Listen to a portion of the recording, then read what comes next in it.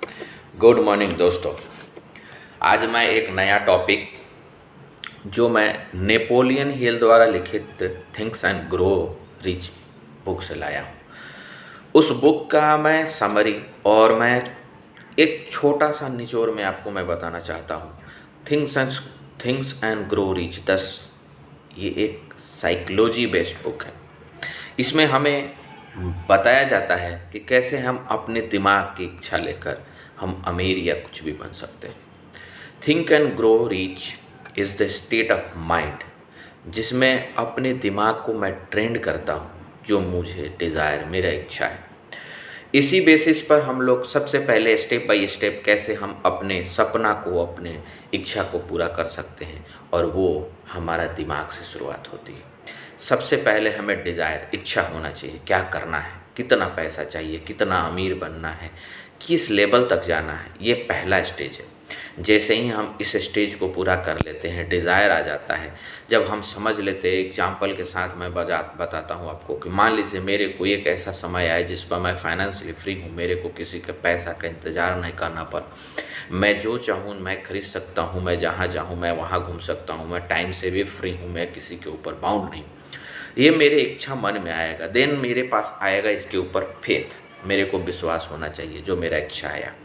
जब मेरा दृढ़ विश्वास हो जाएगा कि मैं ये स्टेज को पा सकता हूँ, मैं फाइनेंशियली फ्री हो सकता हूँ, मैं अपने जीवन में सक्षम हो सकता हूँ, मैं गरीबों को मदद कर सकता हूँ, चैरिटी दान दे सकता हूँ, मैं हर चीज़ कर सकता हूँ जो एक बड़ा आदमी कर सकता है। जब ये विश्वास मेरे ऊपर आ जाएगा, देन मेरे पास दिमाग में सबकॉन्शियस माइंड काम करना शुरू करता है, जिसको हम कहते हैं ऑटो सजेशन।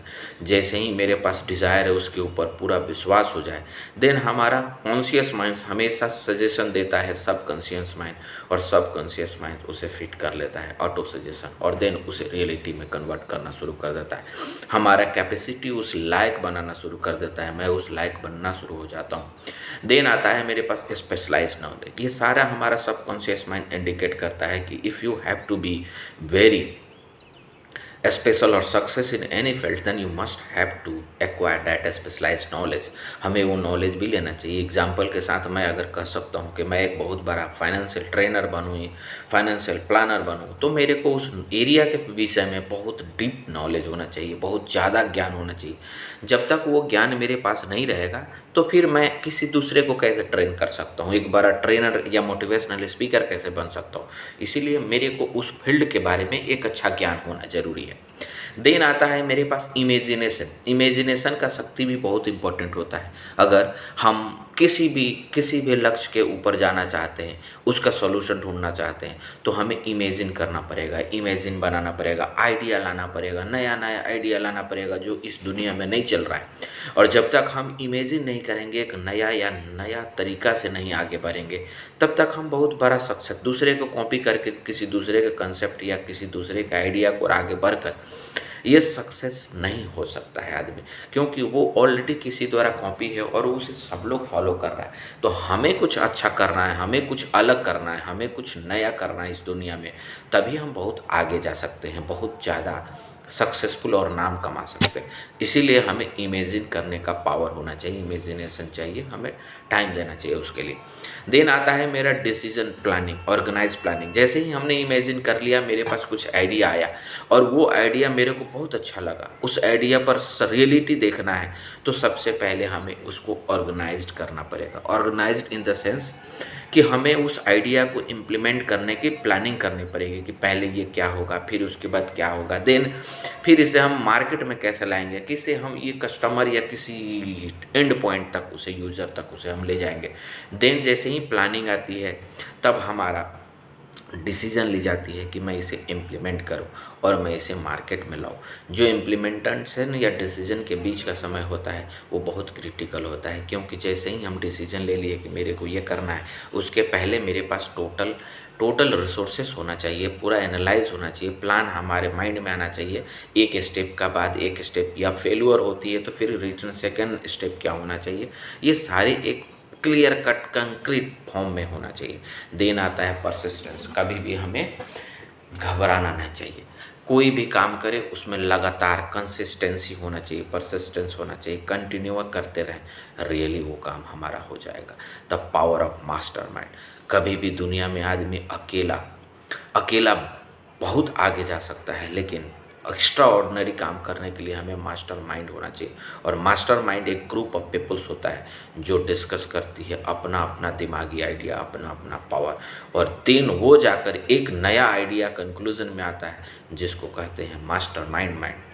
वो मास्टरमाइंड होती है। देन आता है transmotion, subconscious mind, the brain and the six senses. जब सारा हम दिमाग की यूज कर लेते हैं, हमारा दिमाग जस्ट लाइक ए ब्रॉडकास्टर है। जब हम कुछ भी सोचते हैं वो हमारा दिमाग हमेशा सबकॉन्शियस माइंड को वो मैसेज देता है। और सबकॉन्शियस माइंड इनोसेंट है, उसके पास कोई आइडिया नहीं, कुछ भी फिक्स नहीं। जो हम उसे इंस्ट्रक्ट करेंगे ऑटोमेटिकली वो उसे हमें करना शुरू कर देता है। एग्जाम्पल के साथ मैं आपको बताता हूँ। एक कंप्यूटर है, अगर उसको मैं इंटर करूँगा ABCD तो कंप्यूटर ऑटोमेटिक ABCD लिख देगा, जब भले वो मेरा गलत है। अगर मैं कंप्यूटर पर लिखना चाहूँ कि डे का स्पेलिंग है DOY है तो वो DOY लिख देगा, क्योंकि उसको कुछ नहीं जानकारी है। आप जो लिखिएगा उसी को ही वो सही मान लेगा और उसे वो टाइप कर देगा। सेम होती है हमारा दिमाग। हमारा दिमाग दो तरह का होता है, कॉन्शियस और सबकॉन्शियस। कॉन्शियस माइंड जो हम दिन रात सोचते हैं, समझते हैं, जिस पर हमारा कंट्रोल होती है वो कॉन्शियस माइंड है। और सबकॉन्शियस माइंड जो होती है जिस पर हमारा कंट्रोल नहीं है वो ऑटोमेटिक होता है। तो कॉन्शियस माइंड में जो हम सोचते हैं वही सबकॉन्शियस माइंड को पढ़ जाता है और वो सबकॉन्शियस माइंड उसे रियलिटी में समझ लेता है और देन हमें उसी हिसाब से बना देता है।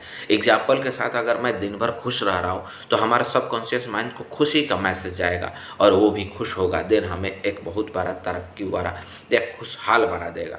अगर हम दिन भर कॉन्शियस माइंड को दिन भर रेडी करूं, दुखी बनूं, मैं डर से भरा रहूं, मेरा कॉन्शियस माइंड देन उसे सबकॉन्शियस माइंड में उसे डालेगा और वो सबकॉन्शियस माइंड और डर लाएगा और इस डर की वजह से हम बहुत नीचे या बहुत माने परेशानी में पड़ सकते हैं। इसीलिए दिमाग की शक्ति से ही हम हर कुछ कर सकते हैं। अगर हमें एक डिज़ायर है, अगर हमें एक इच्छा है, उसका अच्छा प्लानिंग कर चुके हैं, देन एक्शन लेना है और देन उसके बाद हमें सक्सेस मिल जाती है। ये बहुत इम्पॉर्टेंट है। नेपोलियन हिल ने बहुत अच्छा तरीका से इस बुक में माइंड के गेम को बारे में बताया है। उन्होंने ये पूरा अच्छा तरह से समझा दिया है कि कैसे हम दिमाग की शक्ति को यूज करके अमीर बन सकते हैं, क्योंकि दिमाग की शक्ति से ही हम अमीर बन सकते हैं। क्योंकि जब तक हम उसको प्लानिंग नहीं कर सकते हैं, जब तक हम दिमाग में ये फिट नहीं कर सकते हैं कि हमें अमीर बनना है, जब तक हम उसके लिए एक प्लान नहीं बना सकते, जब तक हम उस प्लान के वो अमल नहीं करेंगे, तब तक अमीर नहीं बन सकते। चाहे हमारे पास करोड़ों नहीं अरबों भी पैसा आ जाए, लेकिन मैं उसे अमीर बनने के लायक यूज में नहीं कर सकते। वो आएगा चला जाएगा। इसीलिए अमीर बनने के लिए पहले दिमाग को लगाना पड़ेगा। दिमाग हमारा एक अच्छा डायरेक्शन देती है, उस डायरेक्शन में कंक्रीट प्लान होने चाहिए, उस प्लान पर हमारा मनी जो आती है वो इन्वेस्ट होनी चाहिए। देन वो इन्वेस्टमेंट हमारे रिटर्न में कन्वर्ट होगा और वो एक्युमुलेटेड कंपाउंडिंग के रिजल्ट से हम बहुत अमीर बन जाएंगे, हम बहुत आगे जा सकेंगे। और ये सारा हमारे दिमाग की काम है। जय हो, थैंक यू। हमें उम्मीद है कि आप सबको ये वीडियो अच्छा लगी हो।